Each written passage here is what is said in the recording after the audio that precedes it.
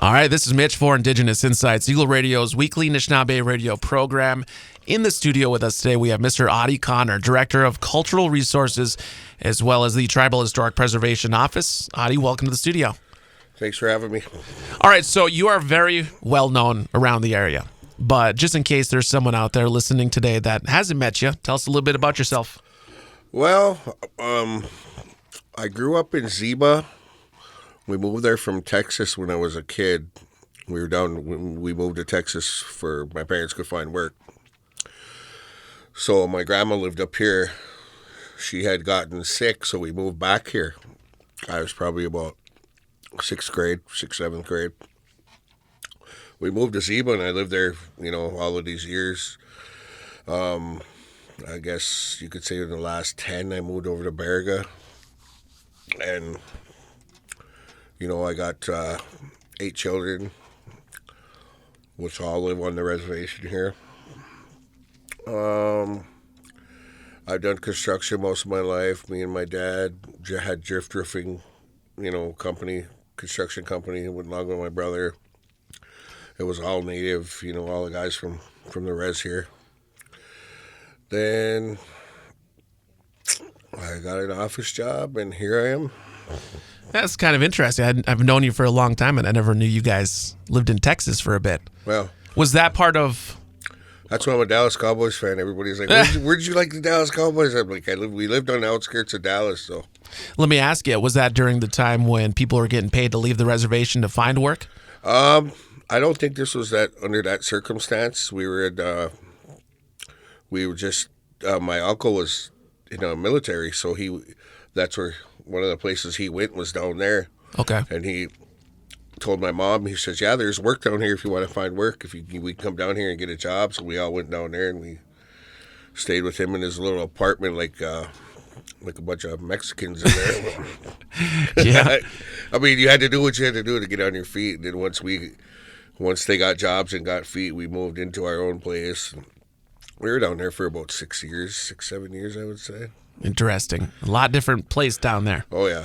All right, so the first thing I want to talk about here today is the spring contest powwow that just took place in Marquette here a couple weekends ago.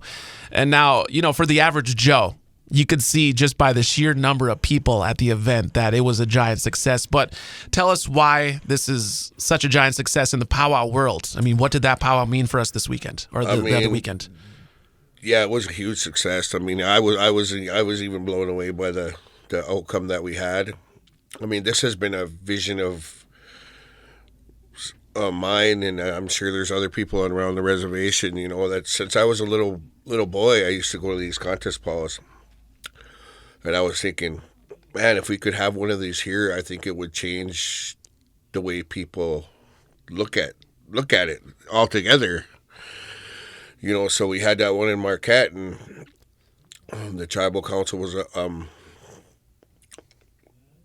good enough to give us some money to start it off, and we put it together, and it was huge success. I mean, the thing about it is it could have been bigger, but the thing about it is there was champions almost in every category. The whole lineup. I mean, I was looking at the list after the end, and I was thinking, so-and-so didn't place. They're champion dancer. They usually win everywhere.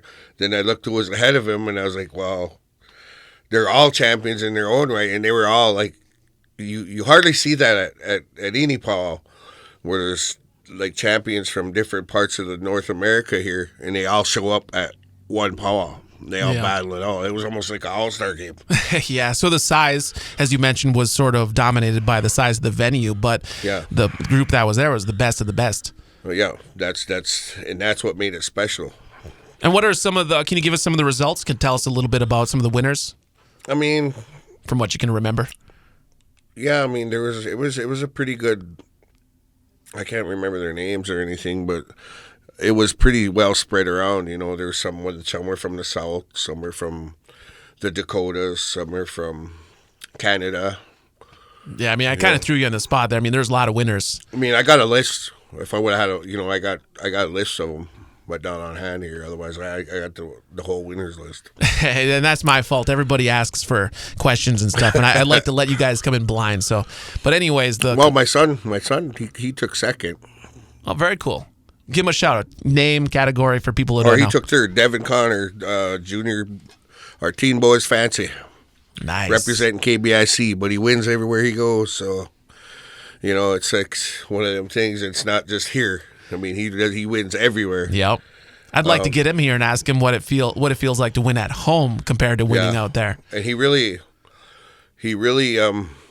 stepped his game up at home. You could tell he was at home. Yeah. Because he really did his thing, and he really had his stop sound, and he did his homework, and my daughter, she took first, Alden Connor. Wow, cool. Junior girls jingle. My son Dallin took second in junior boys woodland, but they, like I said, they place everywhere they go. It's their life. It's our lifestyle. Put it that way. That's what me and my family do. And, it's sort of, as Ben talked about, it seems pretty apparent that the plan is for this powwow to come back, but can we confirm it here today that this will be an annual powwow and we can start to look forward to it each year, or? I want to say we're going to, I think it's a good chance it's going to. I don't know how the revenue went for the casino or anything, and that's why we had it in that venue. Because that was where we wanted to have it. It would have been better if we would have had a hotel there. We could have, people wouldn't have left the premises and things like that. But just in that 1 year, we outgrew the venue there. We're not going to be able to have it there. If we do have it again, it's going to have to. We're looking at like the Dome or. Okay, so the powwow committee fully intends to make this an annual thing, but it's up to the powers to be. Yeah, we fully intend to. But it's really it's up to the. As you know, an event like this takes a lot of June, so. Yeah. All right, so now let's go back over to the department now that we covered the powwow and, what a huge success it was. We did a live show there. It was awesome. So now let's go back to the department. Tell us a little bit about your role within the Tribal Historic Preservation Office and Cultural Resources. We do, as far as the TIPO, I do a lot of 106 reviews of like our area here, mainly Michigan, Wisconsin. We used to have a way broader territory than this because of our creation story from the East Coast to here. But that's when the FCC used to pay us for reviews. Okay, and what is that? A 106 review? What is that? These state or federal undertakings, like they put a new cell tower or a building or anything like that. They used to have to get a hold of the tribes in that area that they were, or whoever claimed that area, ask them if they had any knowledge of any cultural significance there. And for you to do that review or study or whatever, they used to pay $500. Well, that's what they used to pay us. Okay. A review. So we would tell them, if we knew of nothing, we'd send them a letter saying, okay, we don't know of anything there, but if you do find anything there, you have to stop immediately and get a hold of us so we can go there and do what we have to do. Okay. So I guess 2 questions then. How frequently do you have to do this? And then can you tell us a little bit about maybe the last instance that this occurred? I get digital emails and letters, a stack daily. If you go to my office, you'll see the stacks. I can't even keep up with them basically, but I try to do my best. One person in the office. Not only that, if something is found, when they get a hold of us, it's we usually repatriate. Okay. Because as you know, these big companies or whatnot, they're not going to stop over one Native American grave. They never have. They'll just, if you don't come get them, we're going to run them over, basically. Yeah. So repatriate is when you go in, and you take the remains, and you respectfully put them somewhere else. Respectfully, we wrap, we ceremonial take them out, wrap the bones in red cloth. We wherever we decide we're going to bury them, we'll never disclose that. But wherever we bring them, we'll have a little ceremony there. I'll have Howard say some words for them. Okay. Put tobacco down, have a little feast for them. Tell them their spirit, basically, we're not here to do anything disrespectful to you. We're just trying to put you back because that's the way we are with our ancestors, Almost like treating them like family, basically. I mean, that's what they are to me. Yep. I think that's the way we should all basically think as a tribe. Yeah. So tell us a little bit then about the most recent occurrence of this, where you got a call where they actually found something and you had to go in and do your thing. There was a man here, and he lived in Misery Bay, and on, like I said before, state and federal undertakings are usually what we work with, but because if you have private property, you don't have to get a hold of nobody or repatriate or anything. You could just do whatever you want to. It's your property. They're your bones. But this guy was good enough because he said, he was basically scared of what was going to go. I don't want no bad nothing to happen here, So I've seen the movies. This is Indian burial ground. He was calling us. Could you please come here and get the rest of these bones and what's in the grave and do what you got to do. So I said, sure. They found the skull. I guess they were moving his garage. It was lunchtime, so they were all sitting down and eating lunch. He said he looked over and there was half of a skull sticking on the ground. Man, wow.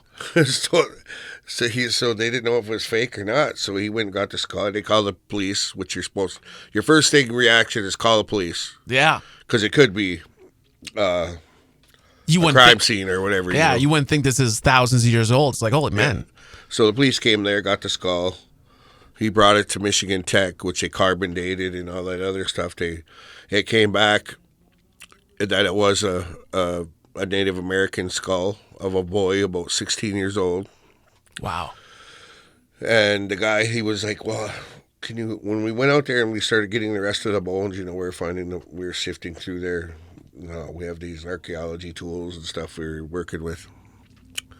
And he said, can I ask you a question? I said, what's that? He said, there's one thing I can't figure out about it. He says, how come there's birch bark in there with the bones? Oh. So I was like, if you knew our ways and knew about us, you would know that the traditional way they used to bury is they used to, the individual that is making their journey, they would wrap them in birch bark and put them back in the ground that way. There was no birch bark trees there, but we were finding it in there. So when I told him that, he goes, oh, that makes sense. Okay. Hey, well, how old did they date this boy back? They didn't really put a date on it. They just said hundreds and hundreds of years old. Okay. Of a Native American boy. So I'm going to assume, it was an Ojibwe boy. And in his grave, we found his tomahawk head. Okay. With him, so he must have, maybe he was a young warrior, who knows, maybe he just fell there, maybe they buried him there, we don't know. No information about how he died or anything? No, we just got everything we could. The tribe has property, so we just took him and we buried him on the tribe's property. We did the ceremony, put him back, These are the things that nobody knows that goes on in these offices, the offices, there's we do things like that. I mean, like when you watch TV shows and these forensic things, their goal is to go in there and figure out what happened. Yeah. And science it. But you're almost not even concerned with that. Your goal is to go in there. We try to figure it out. Yeah, that's like a bonus. Yeah, and even when we did that one with the guy I was just telling you about, the state cop was there, and we were throwing ideas around. Even me and him, we were talking about, well, could have did this and this could have, you never know. But it's all just hearsay, Yeah. We don't. But the priority is that respectful. Yeah, he was grateful that we got that individual out of there, his remains.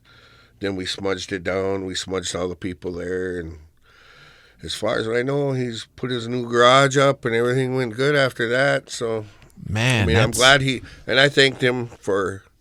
Even because he didn't have to do that. He could have just bulldozed it, went over, took it out back, buried it, whatever, Do you But think he did that the right thing. Do you think there should be some kind of law or regulations in place where people do have to report this kind of stuff? Or I do you think agree? there should be, because a lot of times, these artifacts that are in these museums, they get from doing that.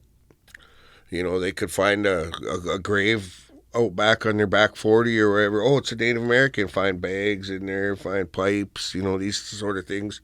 Sell them to the museum. Yeah. And then our things are like we were talking about earlier. These museums, most of the things in there are from here, from us. From us natives. Yeah. We didn't give them to them. No. So let's tell us a little bit about the department's goals. What does the future hold for the TIPO department and cultural resources? Language is really big with me, even though I'm not a fluent speaker. But I feel like it's one of those things where we have to start.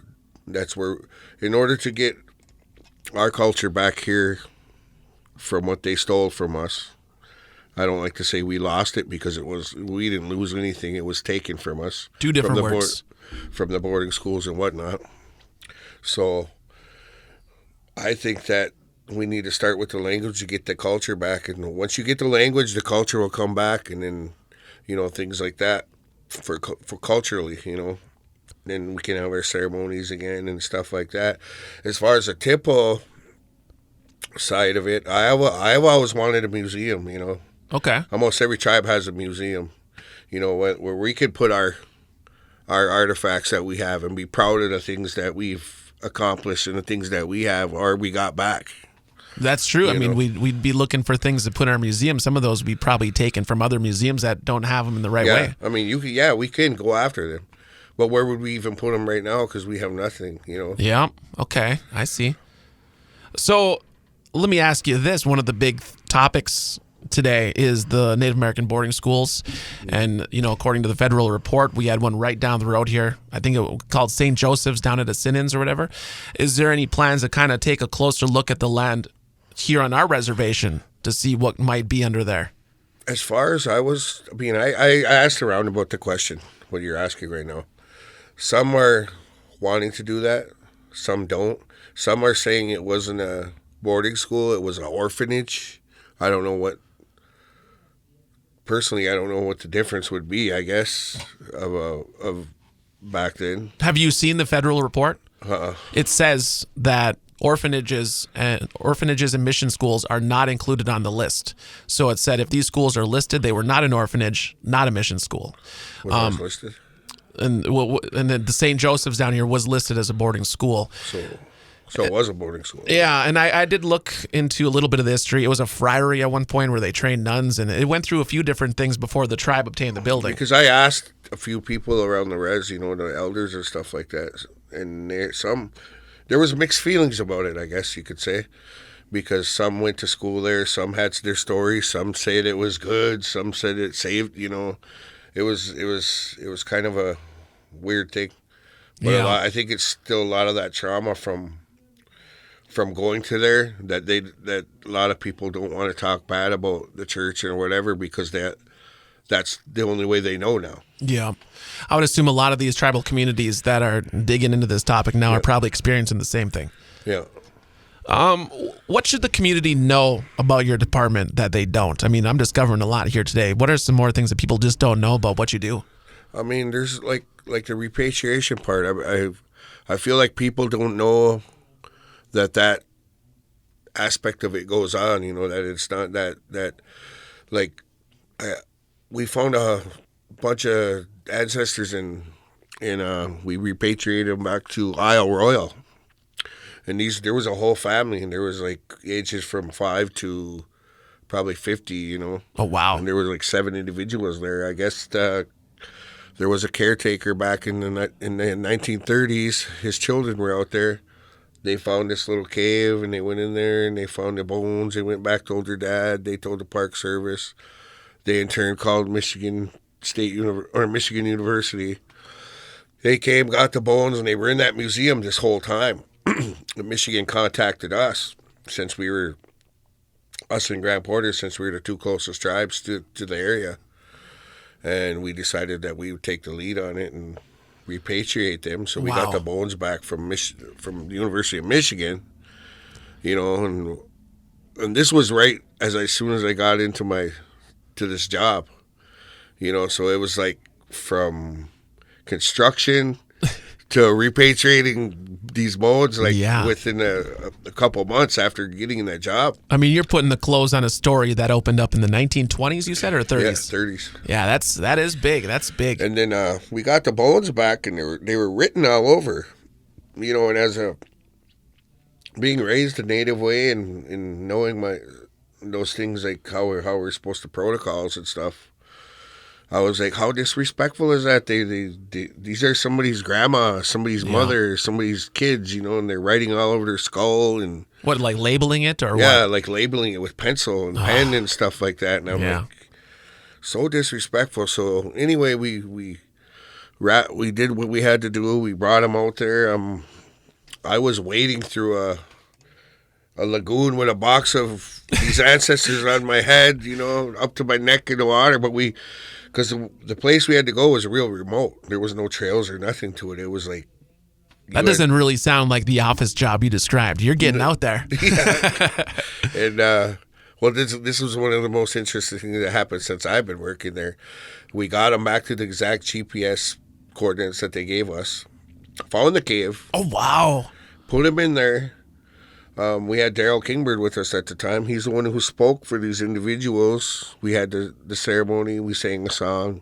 Told them we weren't here to do this and what we were doing, and we were doing it in a respectful way. We didn't mean any disrespect to them. He was talking to them in our language. But the most interesting thing about it is that these bones predated Columbus. Oh, my goodness. So oh, man. So this was before they started even coming over here. Yeah, my mind's getting blown now. And I'm just like, that's what really, made my jaw drop.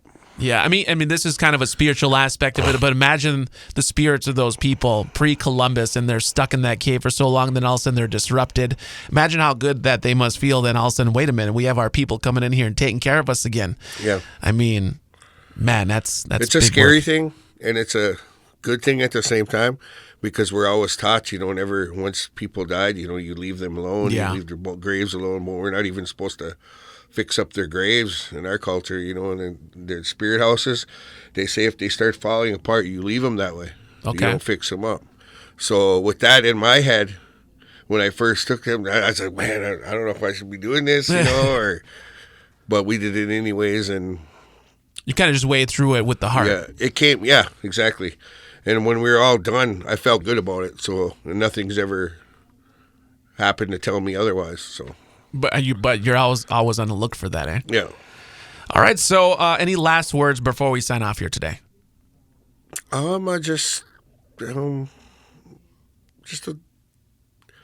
hope we continue to do what we're doing and get bigger and better at all the things that we're going for.